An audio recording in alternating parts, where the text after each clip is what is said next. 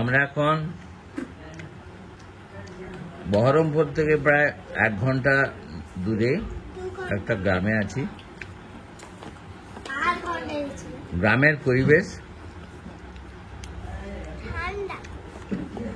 খোলা হাওয়া, মুক্ত হাওয়া, সামাজিক মানুষের জীবনের সাথে পশু পরিচর্যা একটা বড় পার্ট দাঁড়িয়ে আছে। এখানে ঠিক একদম ঘরোয়া গ্রাম্য পরিবেশে আমরা প্রাতরাশ করছি। এখানে আমাদের বিখ্যাত পারকাশনিস্ট অপুদা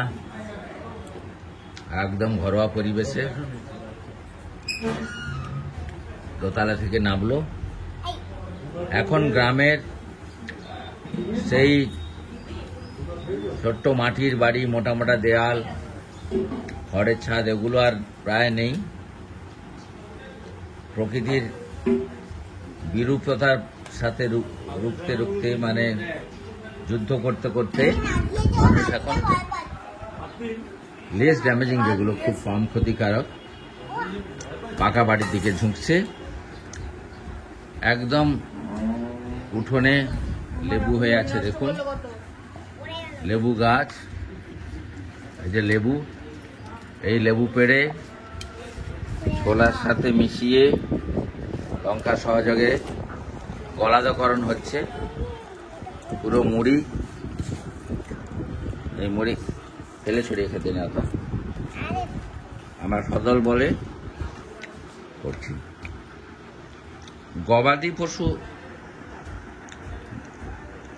প্রতিপালন গ্রামে কৃষিকার্যের পাশাপাশি বা কৃষিকাজ থেকে যেসবগুলো পাওয়া যায়, খড়, বিচালি জাতীয় জিনিস, সেইগুলোতেই প্রতিপালন হয়। এটি একটি গ্রামের অর্থকরী দিক। তাছাড়া আছে এখানে ছাগল প্রতিপালন, এরাও ঘাস, তাছাড়া এই যে সবজি টবজির খোসা, তরকারি, এগুলো খেয়ে অনেকটাই পরিবেশের ভারসাম্য বজায় রাখে। সুতরাং পরিবেশের স্বার্থেও এটা দরকার। এই যে এত গবাদি পশু, এখানে প্রায় 20-25টা গরু আছে, প্রচুর দুধ হয় দোকানে বা পার্সোনাল কনজামশনে যায়, অথবা সমিতি আছে, তারা এখান থেকে নিয়ে বৈজ্ঞানিকভাবে সংরক্ষণ এবং বহুদিন সংরক্ষণ করার জন্য পাউডার জাতীয় ফর্ম, এগুলো সেই জায়গায় নিয়ে যায় সমিতি থেকে। এই দেখতে পাচ্ছেন, এটা হচ্ছে খড়ের গাদা। সুন্দরভাবে একটা গাদা সাজিয়ে সাজিয়ে করা হয় যখন কৃষিজাত পণ্য হারভেস্টিং সিজন, এই রাতে অঘ্রাণ মাসে যখন ধানগুলো উঠবে, ধান ঝেড়ে মরাই, এই মরাইয়ের মধ্যে সংরক্ষণ করা হয়।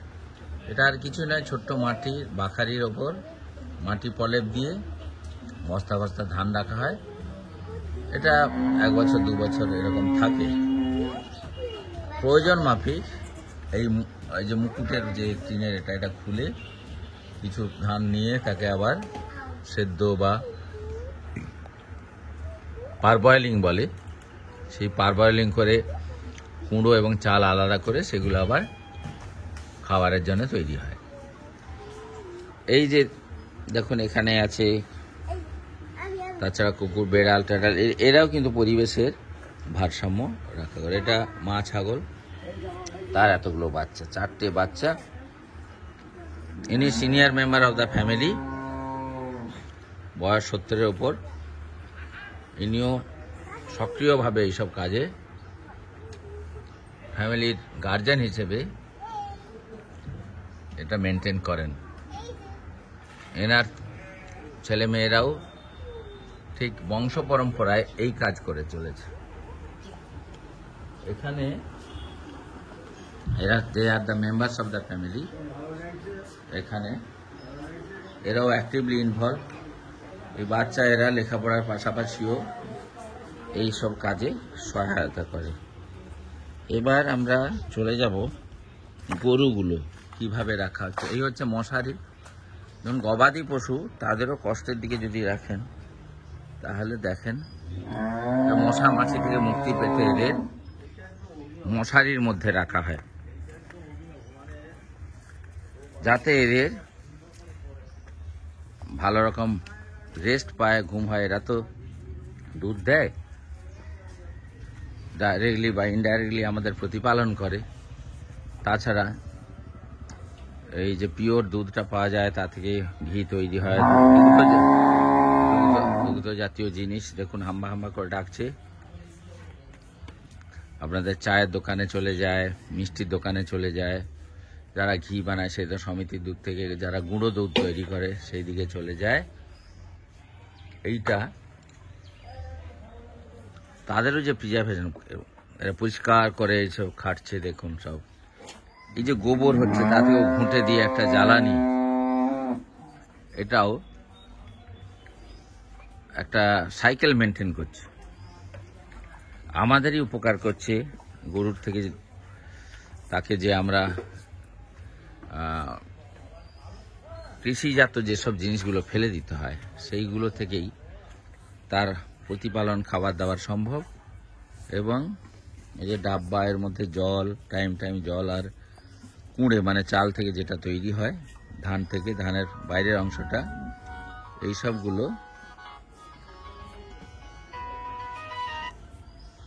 সবগুলো থেকেই এরা প্রতিপালন হয়, বাছুর হয়।